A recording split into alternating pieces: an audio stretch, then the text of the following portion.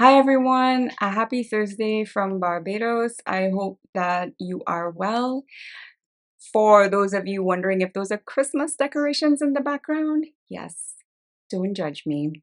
This week we are reading chapter 4 from Things I Would Have Told My Children If I Had Them, an adult's guide to living in connection, and I'm gonna get straight to it. Chapter 4: Questions, Empowerment, and Accountability. Anyone who knows me, perhaps even having only just met and spoken with me for a short time, will not be surprised if I describe myself as having a questioning mind. This is a characteristic that emerged early in my childhood. It was born out of a desire to have a real say in creating my life situation and not have to unquestioningly do as I was told. Rebel, rude, defiant, insubordinate. As we age, our unrefined childhood characteristics become reduced, or if not, hopefully better tolerated. As a child, as with many children, my most raw characteristics got me into a lot of trouble. Like many children, nothing made me more defiant than being silenced. I wanted to understand why, and I wanted a say in the decisions that impacted me. Specifically, I was challenged by social expectations that seemed arbitrary and not directly benefiting me day to day. I also could not understand why adults had so much power over me. What gave them the right to determine what my life possibilities and outcomes were? My parents allowed as much as they could. My refusal to unquestioningly do what was expected in the way of religion and other social norms that children are blindly expected to adhere to. They were at times compelled to label me a rude child and to let me know that there are certain ways that I could not speak to them or other adults for that matter. I saw others critically gaze upon my family, trying to make sure my parents did what they should be doing. There are limits to what a young couple can manage, especially in the public eye, but they supported me more often than not, and I am deeply grateful to them. My mother tells a story about me when I was very young that embodies for her the essence of my character. Apparently, there was a God related discussion happening around me. The long story short culminates in my reasoning that God says to love your enemy, right? Yes. So, God loves the devil? End of discussion, she said. She says I was very young, around 5 years old. It apparently stunned everyone, but it's just an obvious conclusion, isn't it? If we are to love our enemy, and we are taught that the devil is our enemy, should we not love the devil? Adults express conditional approval of the ability of children to see clearly lines they have blurred. Children are taught honesty as a social condition of acceptance, not as an essential component of mental and emotional health, not as an essential tool for building healthy and fulfilling relationships with others. Conditional honesty is used as a mechanism of social control in our world today. Being honest, as part of a calculated and transactional way of living, instills a tendency towards deception. Using honesty conditionally as a tool to gain power over others begins with the silencing of our children so that they don't confront the things which cause adults dis-ease. As adults, we are typically not conditioned to be held accountable, and certainly not by a child.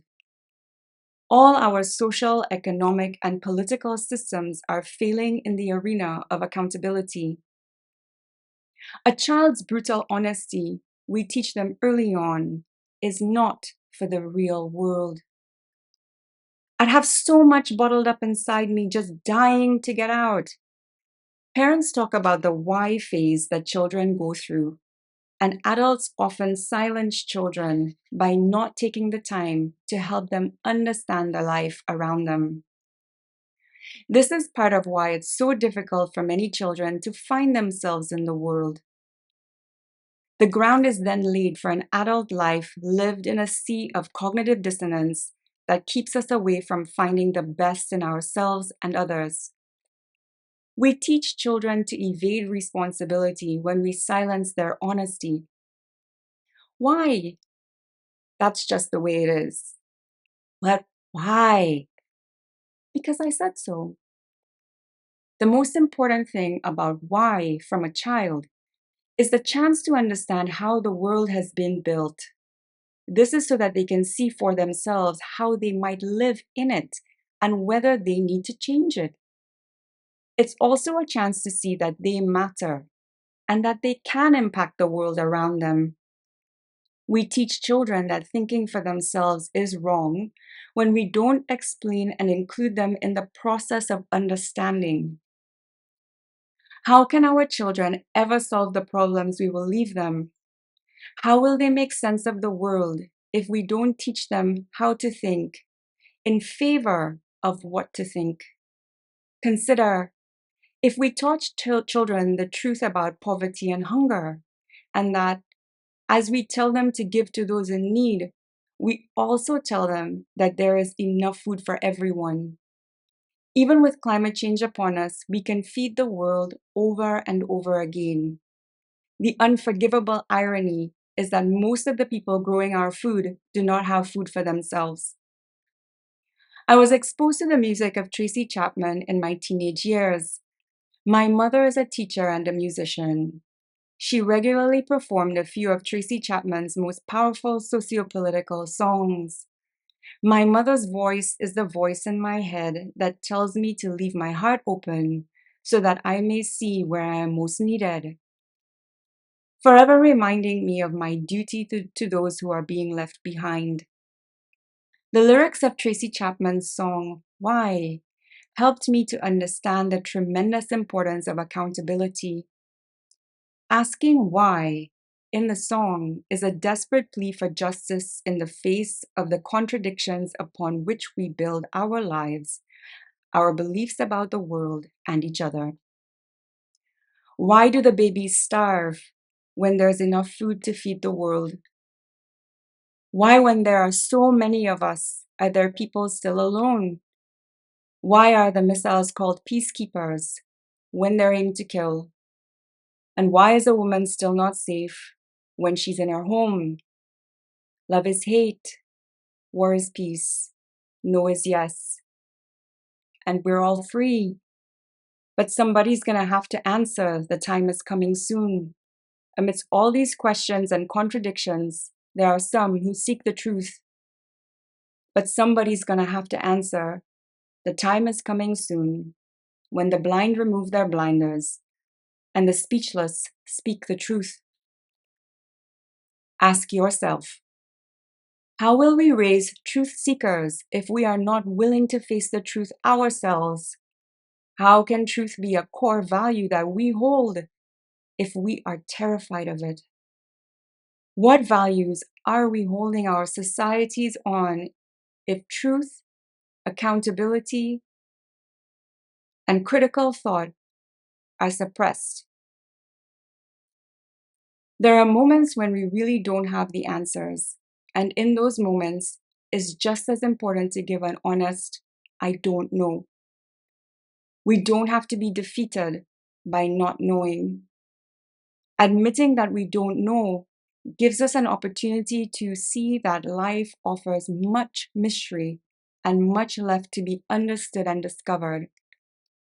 Ignite our imagination and curiosity, which keeps us interested in being alive and charting our own course. See magic in each other and the world around us. Have faith that we can mend the torn fabric of our families, communities, societies, nations, and the world. What we don't want to follow a why is a door shut in the face of a child who is looking to shine light in the shadows and trying to find their place in the world. The thing that bothers me most about being silenced is that the things I don't have a chance to openly question and challenge are often things that remain unresolved and cause others pain. Think about the things in your life now that you just accept as being the way things are. Think about the people around you who are silenced and live without being able to question and without knowing that they can be empowered to make change in the world. We must recognize the beliefs we hold that can lead to the persecution of others. We must face the dis-ease of the dissonance welling up inside of us in the clear light of love. The thing is, our governments, they will disappoint us. The corporations will disappoint us. The development organizations will disappoint us. Our workplaces will disappoint us. Our communities will disappoint us. We will disappoint ourselves. Tracy Chapman's song asks for someone to answer for this, and perhaps we can reframe the question as, who do we have to answer to? Who are we ultimately accountable to? That answer is easy. The children, your children, our children, ultimately, the child inside each one of us, the child inside me. Key points. A child's brutal honesty we teach them early on is not for the real world. We teach children that thinking for themselves is wrong when we don't explain and include them in the process of understanding. We don't have to be defeated by not knowing. Admitting we don't know gives us an opportunity to explore the mysteries of life and ignites our curiosity and our imagination. We must recognize the beliefs we hold that lead to the persecution of others. We must face the dis-ease of that dissonance welling up inside of us in the clear light of love. When making decisions, when unsure of a path to take, remember to be accountable to the children of the world and to your inner child. Thank you so much for coming, for listening. Take the time to peruse my website. The web address is at the bottom of this video. The video description has all the information on how to get my books on Amazon and other social media platforms that I am present on. Thanks again and take care.